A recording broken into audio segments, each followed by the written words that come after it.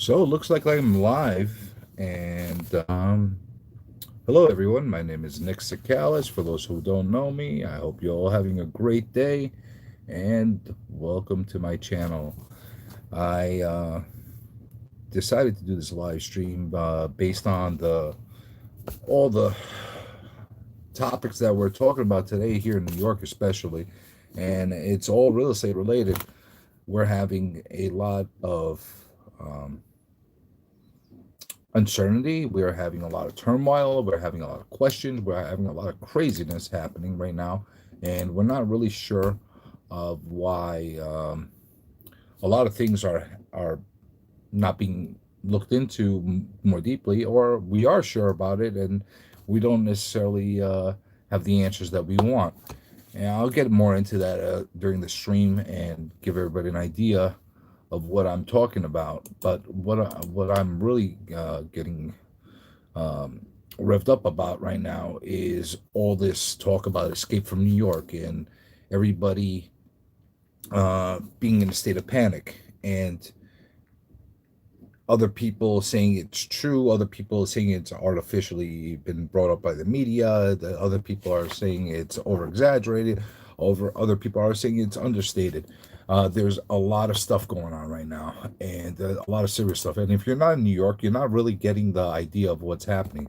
I mean, you're having issues with landlords and tenants, which are major issues. And this didn't start right at the time when we got hit with this pandemic. It started before that, but it got amplified and now it's intensified.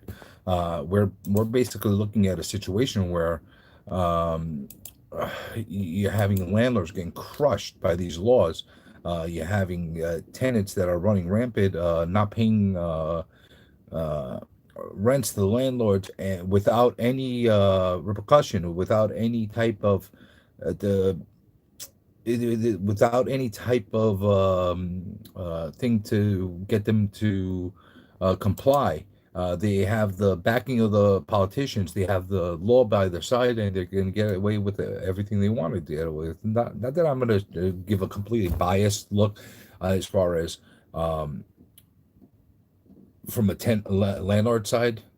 It's not necessarily coming all from that point, but it's looking at a point of being justified.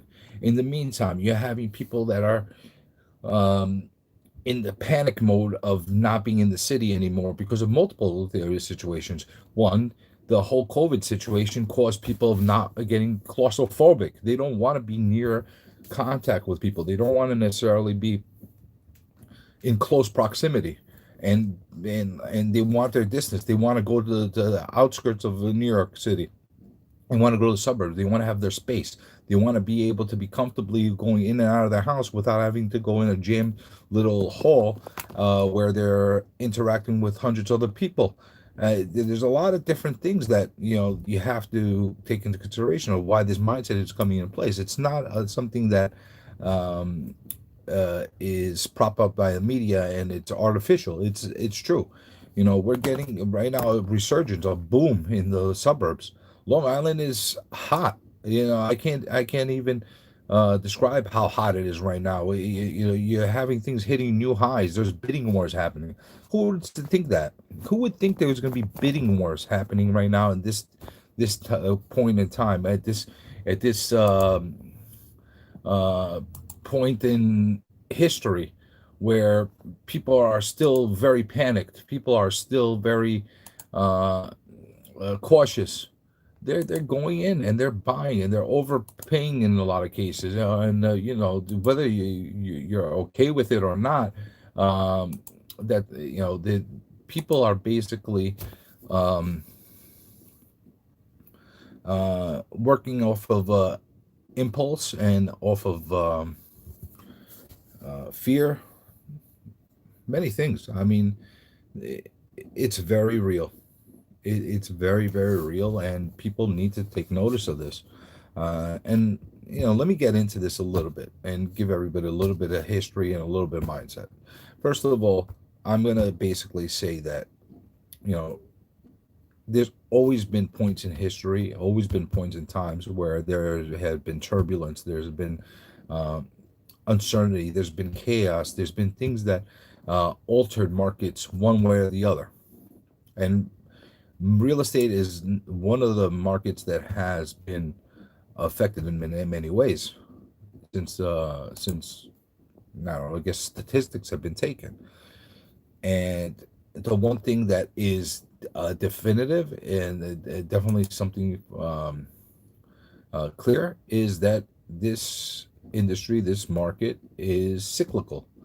And everything that you see that goes on, everything that people are doing, and if you're seeing me like glancing over this, it's because it's midday. I'm at work right now. I'm still looking at my emails. I have to answer things as I'm going on. But I wanted to do the stream during a time where people are, looking and basically available to be able to see the stream as it goes on. If they want to put some questions or want me to answer them, in comparison to these off hours and weird time streams that I usually do, it's kind of, it's kind of little nutty that some of the times I pick, and I know they're kind of crazy, and I appreciate everybody that watches the replays, and I don't expect people to really watch during like the off peak hours that I do put them, but I decide to do live streams when it comes to mind, and I catch a quick break and that kind of thing. And because I'm here in the office looking at a few things, I just wanted to make sure that I get a chance to actually address a few of these matters. So the first thing and most important thing right now is the state of the real estate market here in New York. Okay, so this is a broad statement, and we're talking about as a reference in of all in New York, not just the city, not just the burbs. We're talking about entire New York. So this is what's happening right now. We're basically looking at a situation where you have a scenario where the escape to New York mentality is real. Okay, people are very, very upset with the current climate that we have in New York City. And what do I mean by climate? One, there is a lot of disapproval of how the politicians are handling our situation, whether it's with the crime, because it has been going up considerably. It's 50% up since last year. And that's huge. For a city like New York City to be up 50% in crime, that's a alarming number. And they don't feel safe. They feel that the politicians are not only not doing anything about it, but they're actually making it worse by allowing a lot of this stuff to go down, by allowing a lot of this to keep going. There is a major concern, and because of that concern, you have. See, I'm typing right now to respond to a message. Because of that concern, the only way to be able to retaliate or to be able to protect themselves would be to leave. To stay. What are they going to do? Protest? It's not going to work to protest in New York City right now. For these types of matters, that's not the topic that people want to protest about. They want to protest about other crazy stuff. You want to go to the media, nobody's going to help you in that case. So what they're doing, they're moving. They're just leaving, and because of the fact that they're leaving, you're getting a high vacancy rate, and that's a major problem. The vacancy concerns are alarming. We're over 15,000 apartments for of rent that's available right now, and that's not a true number. Everybody's focusing on that 15% that's vacant. Okay, that's what they have record of. There are a lot of units out there that are vacant. They're not out there on the market. They're not being promoted to rent out. And there's other reasons why that's happening. And if you don't understand what the other reasons are, all you have to do is look at the rental laws right now, because you're looking at a situation where, in a lot of cases, a lot of landlords that they just had a rent control apartment that it just emptied out for $200. Okay, and in previous laws, they were able to take that same apartment and rehab it, do all the right upgrades, and spend the money to bring it up to code and put it on the market with an increase accordingly to what they spent on it. Now, with the way the laws are, this is not just now during these COVID times. It's now since last June of 2019, where they put in the laws where you can't really increase an apartment when it vacates like that. And what happens is now the landlords are thinking to themselves, I got to spend $30,000, $40,000 in this apartment to rehab it, to bring it up to code, and I still have a $200,000, $300,000 apartment. I could do bare minimum to bring it up. And now what? Now what happens? It's like flushing my money down the toilet. In a lot of cases, in those units, you're getting a lot of people that are actually looking at it and saying, you know, I'd rather keep it off the market. I'd rather keep it vacant. I'd just rather keep it vacant. There's no reason to rent it out. It's gonna cost me literally more than what it to rent it out to somebody, because I still have to pay for the water. I'm still gonna have to pay for the gas, the heat. In some cases, you might even pay for electric. It's gonna cost them more to keep somebody in there rather than keep it vacant. But the city doesn't see that. The politicians don't see that. So those units are all still off the market. They're not available anymore. They're just logging in those 15,000 that are existing right now. And that's not great. It really isn't great. You're having a real big problem. You're having a real big problem as far as that situation is concerned. Now, add to the mix the amount of people that are evacuating from the city, and you got an ongoing problem of vacancies. And this is not going to end right now as far as people vacant. They're going to continue doing this. There was a little bit of this during 2001, during right after the towers got hit, and 9/11. And when that happened, there was about 6 to 12 months where there's a genuine panic, but there was a big difference then. Big difference. People were more unified at that point. We weren't socially divided. We wouldn't have all this uneasy tension that we're feeling today back then.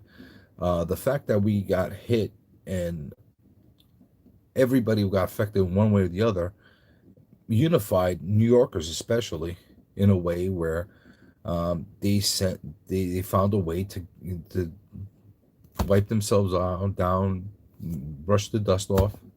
Not to be like, literal, but they brushed the dust off of them and came back stronger than ever. And the panic, the fear of like looking up in the sky and seeing like thinking that a plane's gonna fall on you, slowly it started to go away. I mean, I think that a lot of us still feel that you have that worry. You still feel that you have people generally concerned about getting hit by another terrorist attack, and well-earned concern. I would be concerned myself, but at the same time, out of sight, out of mind, which is like a lot of things, and it's kind of somehow taking a place in the back of everybody's minds. We all are conscious of it, but it's the back of the minds, and that panic lasted for about 6 to 12 months, and slowly we started to get back on our feet and came back stronger than ever. absolutely strong enough. Then we got hit with the financial crisis in 2008, and that was something that was a little painful for a lot of people on a different level. You had the situation where you have people that were financially devastated. The many people were completely ruined. Um, Jobs were being lost left and right. Places were being foreclosed on. Businesses were closing. Um, there was a genuine problem that was fixable though at that point. It should never have happened, and we should never have been brought to that place. But there was a fixable problem. It wasn't mostly a psychological problem. The psychological problem from the financial crisis was a residual effect of people being devastated and being hurt, especially the ones that were directly um, if affected. In my industry, it was affected. In the real estate industry, I felt it because um, there was an influx of foreclosures. People were using short sales as part of our lexicon, the kind that we never spoke about. Thing of foreclosure. Many agents didn't even know what a short sale was. They had to learn real quick. I had to learn. I had to redo my whole model at that time. I had to basically, um, I had a little bit of idea at that point. But you know what they say, a little bit of information could be dangerous. So I ended up educating myself on a much higher extent after that to be able to be equipped and to be able to handle those kind of situations. And thankfully, I was able to adapt really quick. And for about 2, 3 years, that actually became the core model of my business, working on distressed properties. And while a lot of other real estate agents and brokers were seeing the skies falling and nobody's doing business, I was doing just fine as far as business is concerned. Um, you know, the one thing about our business as real estate agents, brokers, professionals, um, we do business in good markets and in bad markets. We find a way to be able to get it done because there's a necessity, there's a need for somebody to be able to help them with those type of problems. Now,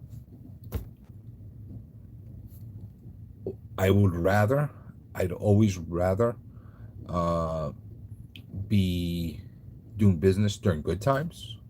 I don't want to be working in misery for any reason or another. Uh, but you're talking about a situation where we have to adapt. We have to work with what we have, and I found a way, and everybody slowly got back on their feet, and we're still feeling some of the effects. We're definitely still feeling some of the effects from um, the financial crisis, but it was slowly dissipating because, especially real estate was roaring at that time. Right before we got hit with COVID, we started seeing a little bit of a plateauing at that point. We kind of peaked at that point, and we didn't know if we're going to stay on that peak for a while or if it's going to start slowly taking a little bit of decline. We weren't sure. And anybody that watches my real estate radio show or listens to it knows I've spoken about this a lot of times. We don't have crystal balls, but we can actually make some educated predictions and actually try to figure out um, how to go about doing our business in one way or the other. And by doing so, we go in a little bit more prepared and we go a little bit more equipped. So we were kind of at a plateau at that point. We really were. We weren't necessarily. Um, we weren't necessarily uh, doing everything that people wanted. Like we weren't saying everything everybody wanted to hear. But you had a group of people that say, "Oh, we want the market to drop." Well, then you have another group of people who want the market to be going up. It's normal for a market to go through cycles. You have to correct at one point or another. You have to, because if you don't, you're going to basically be in a very bad position of people kind of, the having false expectations, and at the same time, that's how bubbles kind of get put together. You don't want to have a situation where you get to a point of bubble. You don't want it to correct before that. And right now, what's happening is we kind of left that peak in the suburbs, not in New York City. We left that peak, and instead of like staying there, plateauing for a little bit, a bit of while, maybe flatlining for a little bit, we basically just jumped. We just basically took another jump. How long this is gonna last for? I don't know. I really don't know how long it will last for. It could go on for a significant period of time. It could also go for um, not that long of a time. I mean, it's really hard to predict. But what I'm going to say is the effects that we're dealing with right now are not going to be as short as they were when we were dealing with this in 2001. That's a definite. I see us um, continuing down this road for 12 to 24 months, where um, the uncertainty is going to continue and the panic is going to continue, um, especially if we're taking into consideration what the effects of the coronavirus has caused the city. Um, we're going to have about at least a 12 to 24 month uh, situation of having additional exodus. Now, the polls that I last read were about 400,000 people had already left New York that were documented, and about 100,000 were uh, estimated that had left, but they haven't really had any kind of uh, answers for as far as if they really left or not permanently. Um, but we're talking about roughly about a 500,000 people at this point that have left. They just left. And I believe there's going to be more. Now, are all of them going to leave completely out of the state? No. You're going to have a lot of them. Like I said, they're moving to Long Island. They're moving to Westchester.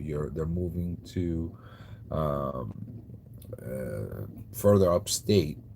You're having that. You're having other people that are leaving, but not that far away. They're leaving to the borders. They're going to Connecticut and to New Jersey. Some are even going to Pennsylvania. Pennsylvania had a big uptick as far as people, New Yorkers, transporting, moving over there. That's actually something that's pretty significant. And I'm going to tell you something. We would have a lot more people staying in our own area. Maybe they're not going to stay in the city, but they've been staying in New York itself and going to the suburbs or the outskirts of the city if we didn't have such penalizing situations here in New York. Okay, so I'm gonna like just dive into a couple things. The first thing is you have people that are landlords here in New York. The laws have been not penalizing; they've been punishing to landlords for things that they have not done. Yeah, it's one of those situations you're punishing people. You're punishing entrepreneurs. You're punishing people for things that may not uh, have done anything wrong or not, but I'll give you an example, like, because I'm kind of like this is one of the things that really get me like lit up and really angry. You have this eviction moratorium, and this all was based on COVID-19 and everybody that's been affected by it. And I completely understand that. If you've been affected by COVID-19 and you got sick and you lost your job because of it, I completely understand that. And we need to try to figure out a way to make that work and to be able to help everything. But what's happening, they're making this issue an issue that's weighing on the individual landlords themselves. And don't get me started on the small businesses. I'm going to get on that in a moment as well. But you have all the people that have been affected by COVID, and they're not only tenants that have been affected by COVID. You have landlords that are affected by COVID. Um, and I'm not just talking about rents. There's people that have gotten ill. There's people that have lost their close ones because of it. And what you're seeing is all the all the financial burden and responsibility is being thrown onto the landlords. And they're saying, well, they can handle it. Well, how are they going to handle that? And they're saying they think all landlords are these guys with big pockets and they're full of money and they don't have to worry about anything. That may be true in some cases, and with the larger real estate management companies and landlords, that might be true. But I don't think you should use that against them. But let's focus on the little ones. You have that landlord that has a three-family house, and they need to pay a mortgage on that three-family, and they're not getting any breaks on the mortgage because it's an investment home. And even if they did, the breaks that they're getting, they're gonna have to pay tenfold down the line because there's no protections. There's no issues. Although even push it to a six-family house. Forget it. Let's not even talk about three-family. Let's talk about a six-family house because there's a lot of those in the city. There's a lot of those in Queens and Brooklyn, and people that own those generally, they're not super wealthy individuals. In a lot of cases, they bought it, and if they bought in the past few years, they overpaid for them, or they paid at exuberant multiples, with the thoughts that with time they'll be able to increase the rents and they'll be able to bring the place to a level of profitability and be able to get themselves going. But the problem was they never got that opportunity. The laws changed. They basically uh, put themselves in a bad position where you're you're looking at people that are working hard their own jobs in order to sustain that building and be able to keep the expenses going. They have to pay the mortgage, like I mentioned. They have to pay a water bill. They have to pay the property taxes. They have to pay the other utilities that are part of the building. They have to pay insurance. They have to pay insurance. They have to pay all this stuff. And what's happening? The state, the city, the Fed, they're telling you, okay, you cannot evict anybody until, initially it was until June. Okay? Then it became August 20th. Now it's at the end of the year of 2020. So basically, up until the end of the year, you cannot start an eviction process on somebody that has not been paying. Here's the thing that's wrong about that. Completely wrong. I understand 100% if you're penalizing, if you're doing this to help the people that are affected by COVID and lost their jobs and that kind of thing. I get that. I get that 100%. You have to be a human being, and in these kind of situations, I just mentioned a little earlier how we came all together during 9/11. During times like this, we have to come together and find a way to find a proper solution. And we're all going to hurt a little bit, but we're all going to get together. But here's the problem. They're putting all the hurt on one side because for the people that are being helped, we'll call it helped, um, by not paying the rent, many of them are still working. Nobody's making a big deal about that. They're not focusing on that, but many of them are still working. And besides the fact that people are still working, even though the ones that didn't work, even the ones that didn't work are actually collecting unemployment. So they're getting some kind of income. So why is it that the landlord can't ask for some kind of documentation or proof that they're not working or they're not getting any type of income at this time? Sure, maybe the income that they're collecting is not as much as they were collecting before. Okay, so maybe they'll have to pay a little less or whatever the case is, give something, until they get themselves back on their feet. Maybe that's what they have to do. But, but, the state says, no, you can't do that. Why? Why? Does that make any sense?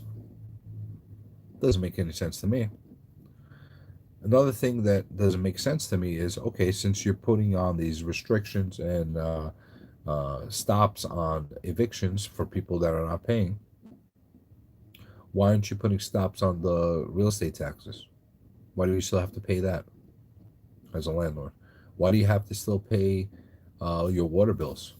Why do you have to pay your utilities? Why is all these economic weights still put on the landlord side when there's no income coming in? Like I said, many of these landlords, they can't afford to sustain this. They're pulling money. People are getting loans, private loans, hard money loans, to be able to keep themselves afloat.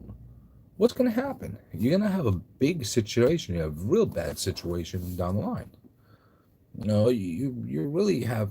It makes no sense what they're doing right now, and these concerns have been brought up. The politicians are ignoring them, and we're gonna have a real big mess, real big mess. And I'm just gonna say one more thing, okay? I'm focusing right now on the small landlords. There's no reason why you should penalize even the big landlords, okay? In what's classified and what's considered to be a small landlord is anybody that has under 250 units. Okay, anybody over that is classified as a large landlord. So why? Why? Because they're larger, because they're corporations, because they make more income. So if they go bankrupt or if they default because they're not collecting, then what happens? You can't keep penalizing, and it has to be justified. And the problem is nobody's giving any kind of justification right now, and it's wrong. It's not appropriate, and it's giving people even more resentment and more animosity towards the politicians, towards the city, towards everything that has to do with being able to operate out of New York, and especially New York City. And that's why a lot of people are leaving. A lot of landlords, little landlords, that they want to get rid of their buildings, they can't get rid of those buildings because they owe more money than what they could get right now because of these moratoriums that are in place. Banks are not lending to people if they're not collecting income. They don't get that. The politicians do not get that. I wish somebody talked some sense into some people. You have other situations with the small businesses. The restaurants are getting crushed. Just recently they allowed 25% of the indoor dining in the city to happen, and that only happened because they just filed a $2 billion lawsuit through the Restaurant Association. But you have to do a lawsuit to start to get things going. And they say we're for the protection and everything like that. I get it. We're being cautious and we want to protect everybody. But here's the problem. Here's the hypocrisy. You're only allowing, or up until now, you're allowing 25% of the occupancy to be inside the space in the eateries and restaurants. But yet you have no issue jamming a subway with people like sardines, and one person's on top of the other. Half the people are not wearing masks. And if you think I'm wrong, you go in the subway right now, right this moment, and you take a good look around. If I'm wrong, go ahead. Go, call me out on it. Call me out. I promise you, I'm not wrong about that. Um, so there's hypocrisy going on, and there's obviously incentives and there's agendas happening affecting one industry over the another.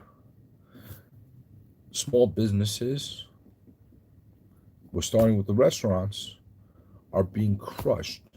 They're being crushed, and there seems to be no sympathy, no care in the world for all these people that are being affected, all these jobs, all the servers, all the cooks, all the managers, all the people that are affected by these businesses. What's going to happen to all these people? They're estimating about 4,000 businesses to be shut down in the city. That's a lot. That is a lot. That's significant. And you know what's going to happen? More vacancies. It's all trickle down effect. They say how everything is affected by real estate, or real estate is affected by everything. Yeah, it's all intermingled and tangled together. You have a situation where this just can't keep continuing. Something has to be done. Solutions have to be found. Will it take some guy like me, some person off the street, some guy that is not in office to come up with the solutions for them? Because if that's what they're asking for, I could find the solutions. There's plenty of solutions we could find that make things work. But have to be willing to look into the solution, and you have to be willing to implement it. There's something very wrong going on today as far as the way we're going about this whole situation, and it just doesn't make any sense. It really does not make any sense. Um, I'm hoping that more brilliant minds than mine and others will find the solutions and actually implement them and actually want to do something. Because that's the other thing. I don't believe that people that the people in charge will actually want to do something to correct the situation. I really don't. I really, really don't believe that's the case. Unfortunately. Unfortunately, I think I really believe that's the case. It's definitely not something that I'm happy to talk about. It's not something I'm happy to make videos about. It's not something I want to go ranting and raging and screaming and whatever the case is about. I wish I didn't have to talk about it. I wish I could just do my job. I could look after my family. I could live my life on a daily basis and not have to worry about these things. But you know what? We're all worrying about these things because there's effects there's things that will continue to affect us in one way or the other, and unless we start changing things and actually going into things deeper, um, it's going to be a problem. Like I said, right now I'm a real estate agent. I'm a real estate professional. Um, right now I'm doing plenty of business in Long Island. I'm selling. My biggest problem right now, as far as business wise is concerned, is I don't have enough inventory. Because we can't keep up with supply and demand. We just can't. That's the biggest problem. That's not gonna last forever. It's a temporary blip, and maybe by some miracle, huh, at the end of the year, everything will level out and we'll be almost at the numbers we were supposed to be projecting in the beginning of the year, because of this influx. Because don't forget, for like 6 months we were shut down. We were like, no, not 6 months, let's 4 months. We were completely shut down, and we couldn't really operate under normal circumstances. So for our industry, it's kind of like catch up time. How long that will last, like I said, I don't know. Um, the only way to be able to get it somehow balanced is if there's equilibrium in inventory, and right now it's not catching up. So we'll see where that's going to go. Um, my projection is the way it is. In order to make the inventory catch up, you're going to have 3 listings for every one that sells come up on the market for at least 45 to 60 days. in order to bring it to a healthy balance of supply and demand. Will it happen? I don't know yet. But, you know, this is just from my perspective. Like I said, I'm not putting these videos together to rant. I'm not putting them together to just for the hell of it do it. I'm putting this together so to give everybody a logical perspective of what's going on from a professional point of view, from a New Yorker point of view, because I love New York. I don't want things to not go well. Will we come back? Will New York come back stronger than ever? Yeah, it will. Question is, how long will it take to get to that point? We don't know yet. It's going to be a long struggle, and the more we do right now to not help the situation, we're just going to keep making it worse, and it's going to be prolonged. The recovery will take a lot longer to occur unless we actually do what we have to do. Like I said, if you're a seller in Suburbia, you're in your glory right now because you're selling, basically naming your number. If you're a seller in the city, not so good. Not so good. You're definitely having some heartache. If you're a business owner, specifically in the city, but anywhere, you're having problems. And that's why we're having this escape from New York mentality. Everybody's trying to make it like nuts, and like I'm just doing a live stream right now. No special effects, no crazy music, no nothing. It's just me generally talking to you, the YouTube public, about these matters, and they need to be addressed. We need to find solutions. We need to make sure that if we're going to continue to recover in the proper way, because we're not in recovery mode right now. Right now, we just got band-aids stuck all over the place, and we're just 1 second away from blood gushing out of the band-aid and knocking it off.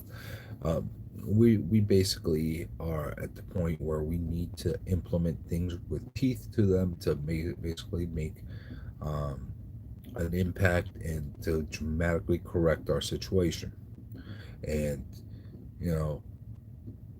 Cuomo telling billionaires that he'll make them dinner and buy them a drink. First of all, I find that a little comical, because where are you going to buy them a drink? You close down all the bars. You should think about it a little bit before he's talking.